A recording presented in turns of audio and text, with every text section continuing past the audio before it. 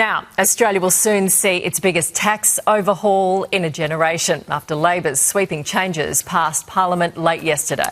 Yeah, it follows a tough 45 days of debate for Labor. The Prime Minister repeatedly accused of lying and breaking election promises before pushing the new laws through thanks to a deal with the Greens.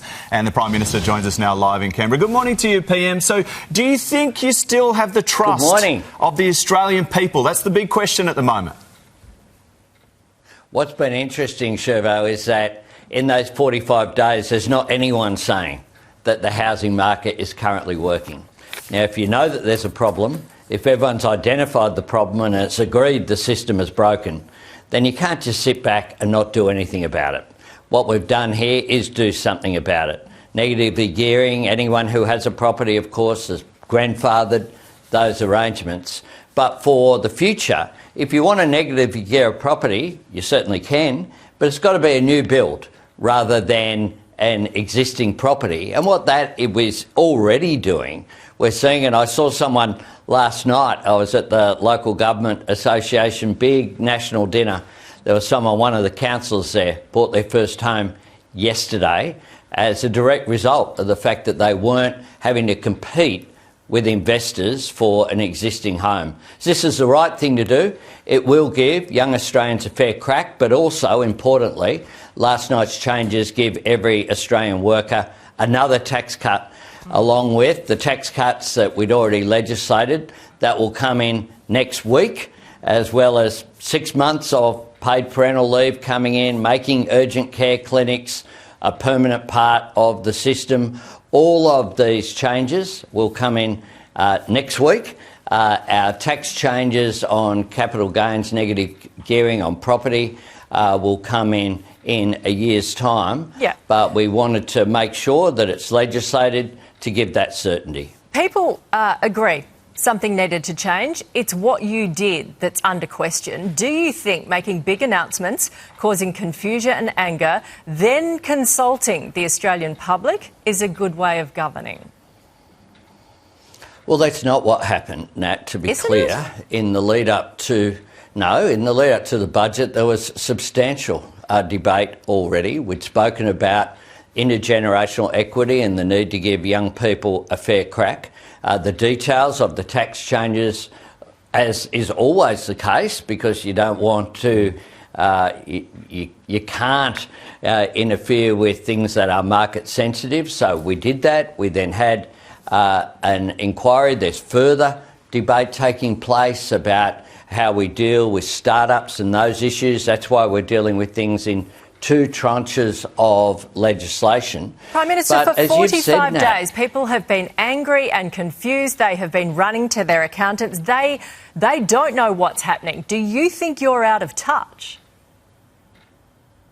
No, I don't, Nat. I'll tell you what's out of touch. What's out of touch is saying the housing system is broken, but the government shouldn't do anything about it. We should just leave everything there. They're not saying that. They're saying what you did, the way you did it, the broad way you put the changes in.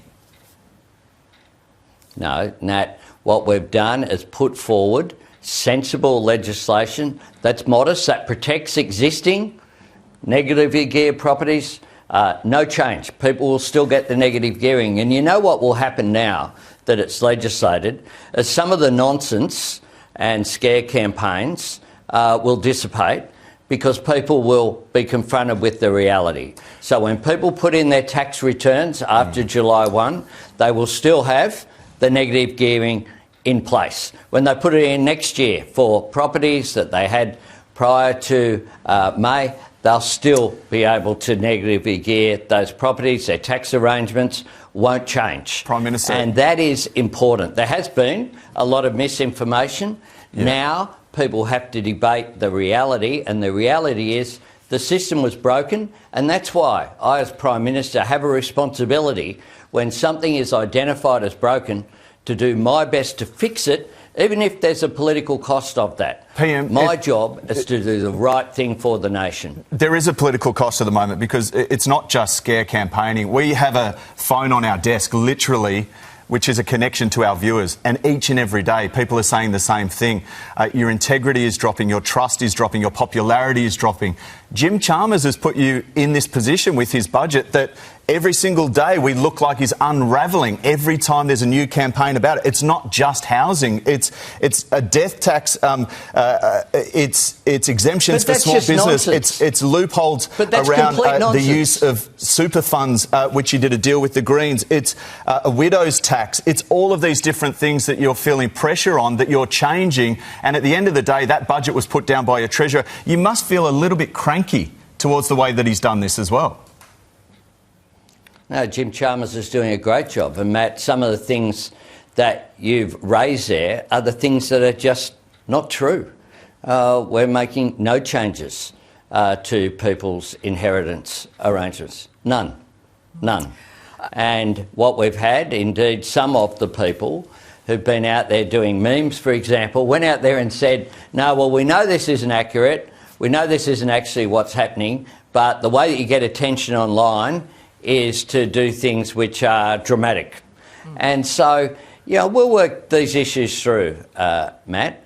But these are sensible changes that are currently allowing young people to get a fair crack at auctions tomorrow. Young people won't be competing if it's an existing property. They won't be competing with investors who want negative gearing. There'll still be investors, not all new property or existing property. People don't just use negative gearing, but they won't have that disadvantage where if they're competing with someone and it needs another $20,000 to be the successful bidder, and an investor who wants negative gearing knows that the taxpayer is backing them in that. And the market's already dropping. The additional $20,000 leads to more... and in Sydney and Melbourne, you're right. The market's already dropping. Well, look, we're being told that you have to go, Prime Minister, so we just might move on just for this